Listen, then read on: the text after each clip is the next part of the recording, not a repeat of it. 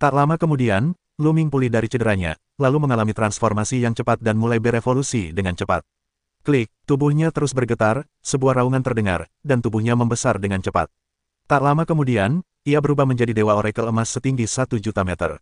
Untungnya, ukurannya cukup besar, tetapi gerbangnya tingginya puluhan ribu mil.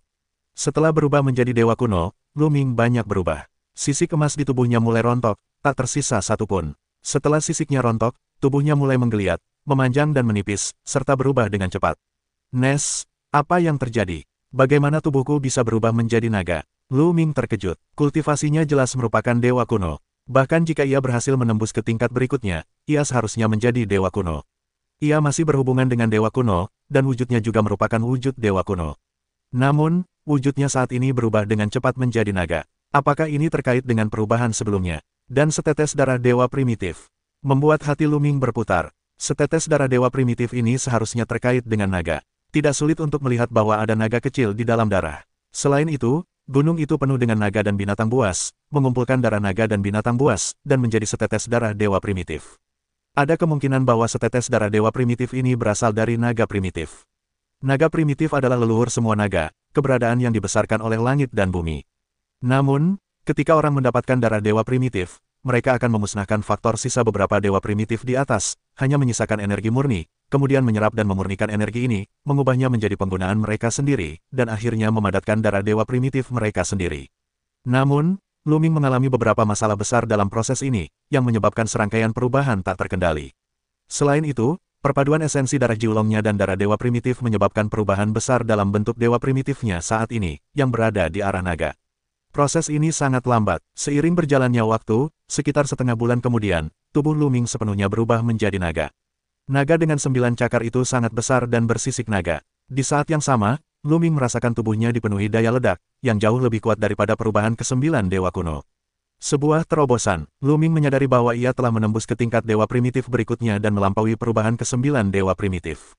Terlebih lagi, entah apakah itu karena energi darah para Dewa Primitif yang terlalu banyak, atau bagaimana. Kultivasi Luming juga telah menembus batas, dan langsung mencapai tingkat ke-8 Raja Dewa. Kekuatannya pun meroket. Bagaimana dengan darah primitifku? Kenapa kau tidak melihatnya? Luming kemudian merasa ragu. Ia mengenali tubuhnya sendiri, tetapi tidak menemukan darah dewa yang asli. Ubahlah menjadi wujud manusia dulu. Jantung Luming bergerak, tubuhnya dengan cepat menyusut, menjadi wujud manusia. Setelah berubah menjadi wujud manusia, Luming menemukan setetes darah di jantungnya, yang sangat terang. Selama darah itu dirangsang, akan terdengar suara nyanyian naga. Atmosfer kuno di daratan luas telah mengubah temperamen Luming. Hati Dewa Kunoku juga telah berubah. Luming dengan hati-hati menyadari bahwa hati Dewa Kunonya juga telah mengalami perubahan besar, seolah-olah telah menjadi hati naga. Benar-benar berubah. Luming tertawa getir. Setelah latihan seperti itu, tubuh rohnya telah berubah total. Ini tidak ada hubungannya dengan dewa-dewa kuno, tetapi banyak hubungannya dengan naga. Naga dan aku benar-benar ditakdirkan. Luming menertawakan dirinya sendiri. Alasan mengapa perubahan besar terjadi terutama karena masalah Senjue kuno dan darah esensi Jiulong di tubuhnya. Tentu saja, itu terkait dengan darah para dewa primitif.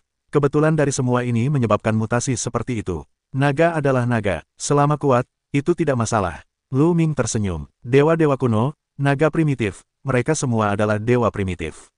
Tidak masalah bentuk apa yang kau kembangkan, selama kau bisa mendapatkan kekuatan yang dahsyat. Cobalah. Pikiran Luming bergerak untuk merangsang setetes darah dewa primitif, yang segera menyebar, bercampur dengan darah Luming, dan tersebar menjadi 4 anggota tubuh dan ratusan kerangka. Pada saat ini, tubuh Luming dipenuhi dengan aroma kuno dari hutan belantara yang luas, dan lapisan ki dan darah menyebar keluar. Pada saat ini, Luming merasa bahwa ia bisa berubah menjadi naga raksasa, atau tidak, dan dapat dikendalikan olehnya. Raung, saat seekor naga bernyanyi, Luming berubah menjadi naga raksasa, dan ia tumbuh dengan cepat. Panjangnya menjadi 10.000 meter, 100.000 meter, dan jutaan meter. Bahkan Luming merasa ia bisa tumbuh lebih besar. Ukurannya dikendalikan oleh dirinya sendiri. Tak lama kemudian, ia menjadi puluhan juta meter panjangnya. Kemudian, pikiran Luming bergerak dan dengan cepat menyempit. Akhirnya, ia menjadi naga 10 meter. Ada 9 cakar naga di perutnya. Apakah naga primitif memiliki 9 cakar? Luming berpikir bahwa kondisinya saat ini seharusnya adalah kondisi naga primitif, bukan naga bercakar 9. Kemudian, bentuk tubuh Luming berubah menjadi manusia. Boom, Luming melancarkan tinjunya, dan ledakan besar di kehampaan sungguh menakjubkan. Berubahlah menjadi bentuk manusia, dan berubahlah menjadi bentuk naga, Kekuatannya memang sedikit berkurang, tetapi fleksibilitasnya lebih baik, asalkan darah dewa asli distimulasi. Lu Ming sangat gembira, menerobos perubahan ke-9 dan memasuki level baru, tidak hanya kekuatannya melonjak, tetapi juga bentuknya dapat dikontrol dengan bebas dan berubah dengan bebas.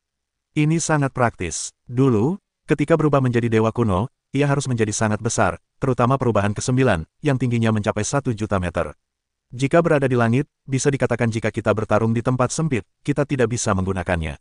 Dulu, para dewa primitif itu bahkan lebih menakutkan, tetapi Lu Ming berspekulasi bahwa para dewa primitif seharusnya bisa mengendalikan ukuran mereka sendiri sesuka hati. Ketika pikiran bergerak, darah dewa yang asli ditampung. Darah dewa yang asli diubah menjadi setetes darah dan masuk ke dalam hati. Ini praktis. Ini bisa menjadi kartuku di masa depan. Lu Ming tersenyum. Konon, kultivasi pada tingkat tubuh roh primitif adalah untuk memadatkan darah dewa primitif. Sekarang hanya ada 1 tetes darah primitif. Nantinya, 2 tetes, 3 tetes, 4 tetes, dan bahkan lebih dapat dipadatkan. Akhirnya, ketika seluruh darah tubuh berubah menjadi darah primitif, ia tidak berbeda dengan roh primitif yang sebenarnya. Ia memiliki kekuatan untuk menghancurkan langit dan bumi. Lu Ming merenung. Namun, ia terlalu jauh dari jarak itu. Berapa tetes darah dalam tubuh manusia yang harus diubah menjadi darah dewa primitif? Terlalu sulit. Perjalanan ini benar-benar sukses. Sudah waktunya untuk keluar. Nah, bagaimana aku bisa keluar? Apakah kau ingin kembali dengan cara yang sama? Lu Ming bergumam, tetapi sesaat kemudian, ia menemukan pusaran air mengambang di atas kepalanya. Ini jalan keluarnya, bukankah yang lainnya juga keluar? Lu Ming bergumam, lalu bergegas masuk ke pusaran air. Tak lama setelah Lu Ming bergegas masuk ke pusaran air, ia muncul di sebuah lembah. Keluar, menjauhlah dari puncak utama. Lu Ming bangkit dari langit, melihat sekeliling, dan mendapati dirinya masih berada di gunung ke-14 yang terkenal, tetapi telah meninggalkan puncak utama. Lu Ming yakin bahwa selama ia meninggalkan puncak utama, labirin di puncak utama itu sungguh menakutkannya. Kemudian Lu Ming terbang keluar gunung. Tak lama kemudian, Lu Ming sudah berada di dekat tepi gunung yang terkenal itu. Banyak orang, sesampainya di tepi 14 gunung, Lu Ming mendapati banyak sosok di luar gunung, membentuk busur lingkaran, mengelilingi arah. Keluar, Lu Ming keluar. Tiba-tiba, terdengar teriakan keras dari luar. Tiba-tiba, banyak mata tertuju pada Lu Ming. Sungguh ramai, sepertinya aku telah mendapatkan darah dewa primitif. Gumam Lu Ming. Melihat postur ini, Lu Ming sudah bisa menebak apa yang sedang terjadi. Pastilah Murong Qiushui yang telah menyebarkan darah dewa primitif. Namun, Lu Ming sama sekali tidak khawatir. Ia tidak hanya memasuki tingkat baru jiwa primitif, tetapi juga telah memadatkan setetes darah dewa primitif. Bahkan kultivasinya telah menembus tingkat ke-8 Raja Dewa, dan kekuatan tempurnya telah melonjak beberapa kali lipat. Apa yang ia takutkan? Lu Ming tampak tenang dan melangkah keluar dari gunung ke-14. Ketika Lu Ming meninggalkan gunung ke-14, ada getaran di sekitar gunung yang terkenal itu, dan ruang pun terdistorsi. Namun, gunung ke-14 menjadi kabur. Gunung ke-14 telah disegel kembali. Entah berapa tahun lagi ia akan membukanya. Lu Ming, kudengar kau telah mendapatkan darah primitif. Seorang pemuda berwajah dingin membuka mulutnya lebih dulu, melangkah keluar, dan memaksa dirinya untuk berjalan ke arah Lu Ming. Pemuda ini tidak bergerak. Namun, pemuda ini adalah seorang penguasa gunung yang terkenal. Ia adalah Raja Dewa ke-7. Namanya Lan Wei. Sebenarnya, meskipun banyak orang di sini, kebanyakan dari mereka hanya melihat kegembiraan. Mereka tahu bahwa darah dewa primitif pasti tidak ada hubungannya dengan mereka. Belum lagi keberadaan 10 besar dalam daftar Raja Dewa, tetapi untuk mengatakan bahwa kekuatan Lu Ming sendiri juga merupakan orang yang telah mengalahkan keberadaan Oriental Fins dan dapat bersaing dengan Tian Jiao di 10 besar. Beraninya orang biasa berani bertarung. Ya, aku mendapatkan darah dewa primitif. Lu Ming tidak menyangkalnya dan berkata langsung. Apa yang dikatakan Lu Ming di luar dugaan. Awalnya, orang-orang mengira Lu Ming akan berbohong, tanpa diduga, Lu Ming mengakuinya secara langsung. Ternyata darah aslinya memang ada padamu. Oke, bagus sekali. Serahkan dia. Jalan keserakahan terungkap. Sudah keluar. Aku sudah memurnikannya. Lu Ming berkata. Apa? Kau sudah memurnikannya? Mustahil. Bagaimana mungkin darah dewa primitif bisa dimurnikan dalam waktu setengah bulan? Lan Wei meraung. Ia mengira Lu Ming omong kosong. Percaya atau tidak, kata Lu Ming ringan. Kalau kau tidak menyerahkannya, aku sendiri yang akan mengambilnya. Lan Wei berteriak, lalu meraung dengan ganas. Ia menunjukkan jiwa primitifnya dan berubah menjadi monster raksasa setinggi 1 juta meter. Ia membunuh Lu Ming dengan raungan. Pada saat ini, sosok di sekitarnya berkedip, termasuk Murong Qiushui, Feng Qingsui, dan yang lainnya, semuanya tiba, berdiri di samping untuk menyaksikan pertempuran. Mencari kematian, Lu Ming berteriak dingin, dan tombak Basen muncul. Sebuah tombak melesat keluar, dan tombak itu membesar dengan cepat, mencapai 1 juta meter. Ia menerjang ke arah Lan Wei. Ledakan dahsyat, Tubuh Lan Wei bergetar hebat, bolak-balik. Kekuatan yang luar biasa, banyak orang terkejut. Lan Wei telah dikalahkan, bagaimana mungkin kekuatan Lu Ming begitu kuat? Di 14 gunung, Lu Ming membunuh Oriental Vince dan Oriental Skylark. Tidak ada yang melihatnya. Kalau tidak, dia tidak akan begitu terkejut. Pedang Tian Luo, bunuh. Lan Wei meraung, melepaskan seluruh kekuatannya, memadatkan jurus rahasia aslinya, dan membunuh Lu Ming. Sejujurnya, Lan Wei sangat kuat. Raja Dewa peringkat ke-7. Bahkan, tidak di bawah Oriental Skylark. Kekuatan tempurnya luar biasa. Sebelum Lu Ming mencapai terobosan, membunuh Lan Wei tidaklah mudah. Saya khawatir ia perlu mengerahkan seluruh kekuatan senjata Basen. Tapi sekarang, kultivasi Lu Ming telah mencapai tingkat ke-8, yang sama sekali tidak diperlukan. Boom! Lu Ming mengerahkan seluruh kekuatan sihirnya, dan memicu kekuatan tempur 5 kali lipat dari formula kata perang, dan senjata sihir super itu pun lenyap. Kapan? Jurus rahasia asli Lan Wei langsung terguncang. Senjata sihir raksasa itu kembali membombardir Lan Wei. Tubuh Lan Wei bergetar hebat dan batuk darah, yang membuatnya terluka parah. Kemudian, pikiran Lu Ming bergerak.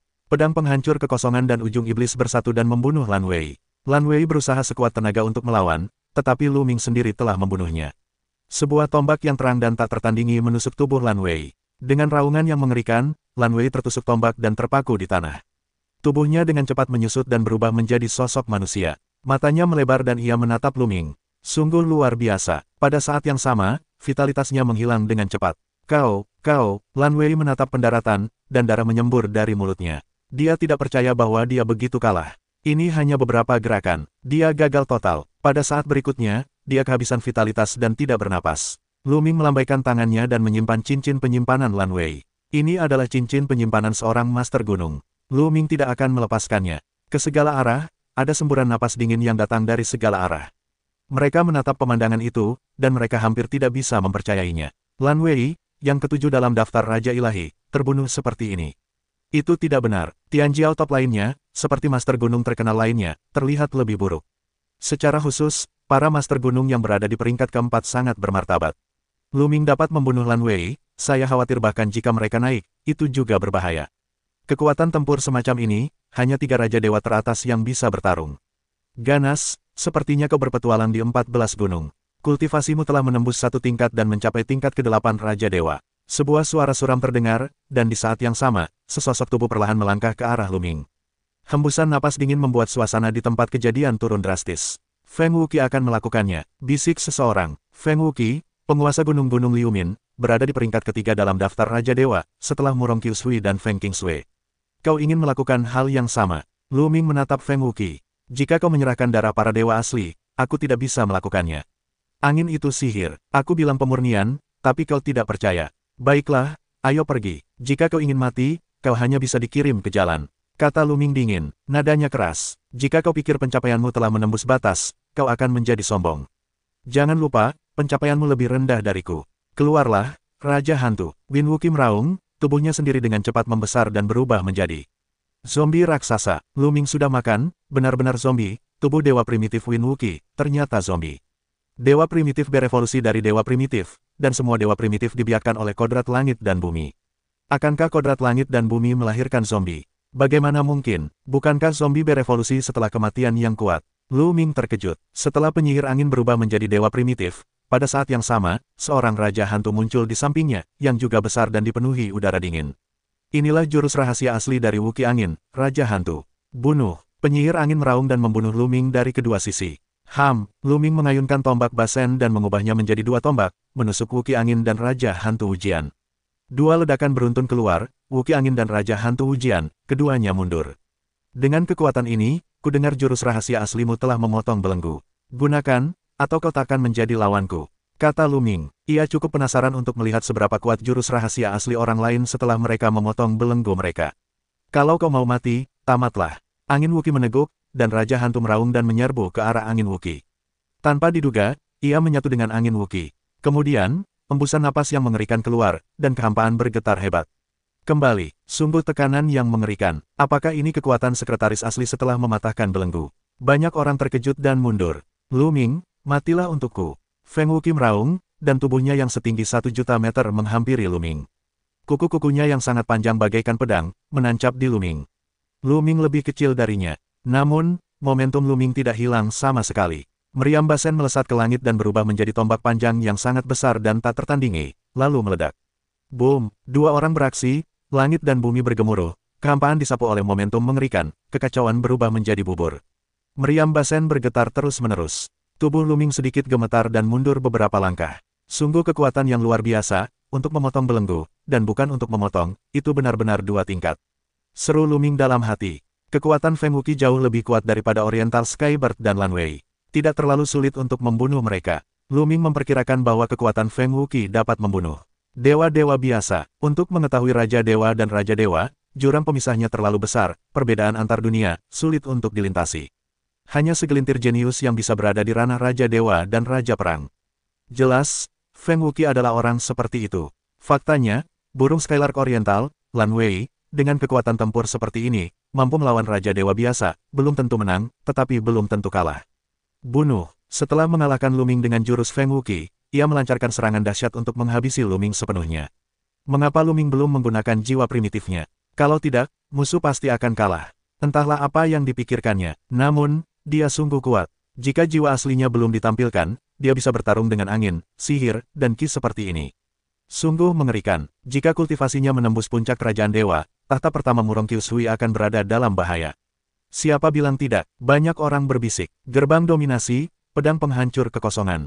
Luming terus-menerus memadatkan beberapa jurus rahasia asli, membunuh Siang Feng Wuqi.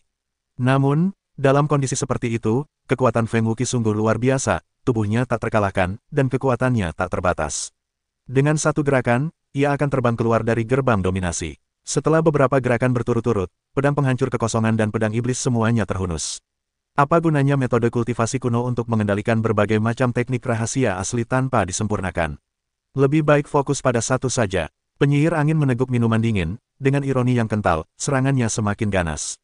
Luming melawan dengan tombak sihirnya. Dalam sekejap, Luming melawan selusin jurus. Tubuh Luming gemetar dan mundur ribuan mil. Bukankah itu untuk memotong belenggu teknik rahasia asli? Kau pikir kau berhasil? Suara tombak yang mengerikan meledak dari lubah. Wajah semua orang berubah dan menjadi takjub. Teknik rahasia asli telah memotong belenggu. Dia juga memotong belenggu teknik rahasia aslinya. Bagaimana mungkin? Bagaimana dia berlatih? Banyak orang berseru bahwa beberapa orang yang mengetahui situasi ini tahu bahwa Luming baru berada di sini kurang dari 200 tahun. Yang lebih luar biasa lagi, harga dirinya telah hancur total. Wajah Feng Wuqi juga berubah drastis, menunjukkan ekspresi tak percaya. Ini, yang paling mengejutkan adalah orang-orang dari Liga Naga, terutama mereka yang telah lama mengikuti Luming, seperti Tianxing dan Suiku. Mereka datang dari Gunung Xiaofeng bersama Luming. Saat pertama kali bertemu Luming, Luming hanya bisa bersaing dengan mereka. Namun kini, hanya beberapa tahun kemudian, Luming mampu bersaing dengan Tianjiao papan atas dunia. Hampir sesekali, ketika mereka bertemu Luming lagi, kekuatan Luming akan melonjak pesat. Kecepatan kemajuan ini sungguh mengerikan. Biarkan aku meledakkanmu. Luming meraung dan melangkah maju, dan senjata ajaib itu melambai. Ia menahan tekanan yang mengerikan dan menghantamkannya ke arah Feng Wuqi. Raungan, angin Wuqi meraung, bagaikan kebangkitan kaku dewa primitif, memancarkan gas mayat yang kuat, dan membunuh Luming. Bang, bang, dalam sekejap, keduanya saling serang dengan 18 jurus. Tubuh Feng Wuqi bergetar hebat dan jatuh tersungkur seperti sengatan listrik. Di jarinya, rumah yang sebanding dengan artefak tingkat raja, telah hancur 3 kali. Fiuh, sosok Luming terus melawan Feng Wuqi. Sebuah tombak terang menusuk dada Feng Wuqi dengan kecepatan luar biasa. Angin Wuqi menjerit, dadanya yang tak tertembus terlempar keluar dari lubang besar, tubuhnya mundur dengan panik, darah menyembur dari mulutnya. Membawamu ke jalan, Luming memegang tombak dan melangkah maju untuk memecahkan masalah sihir angin. Saat ini, Luming mengaktifkan kekuatan senjata ajaib super, dan kekuatannya jauh di atas penyihir angin. Pada saat ini, wajah Luming tiba-tiba berubah. Sepatu bot pembunuh angin muncul di kakinya. Sosoknya berkelebat dan ia pun pergi. Saat Luming pergi, seberkas cahaya pisau melesat dari tempat Luming baru saja berdiri. Luming muncul ribuan meter jauhnya. Wajahnya dingin. Ia menatap ke suatu arah dan berbisik, Murong Kyushui. Ya, itu adalah Murong Kyushui yang menyerang Luming dengan pisau lempar. Jika Luming tidak tajam, aku pasti sudah terkena. Ini Tianjiao, Raja Dewa nomor 1. Serangan diam-diam, haha. Luming tersenyum sinis. Wajah Murong Kyushui tenang dan acuh tak acuh. Ia melirik ke segala arah dan berkata dengan suara lantang, Tuan-tuan, saya sarankan kita bergandengan tangan untuk membunuh Luming. Bagaimana menurut kalian? Ketika Murong Kyushui mengatakan ini, mata banyak orang berbinar, terutama para master gunung terkenal itu.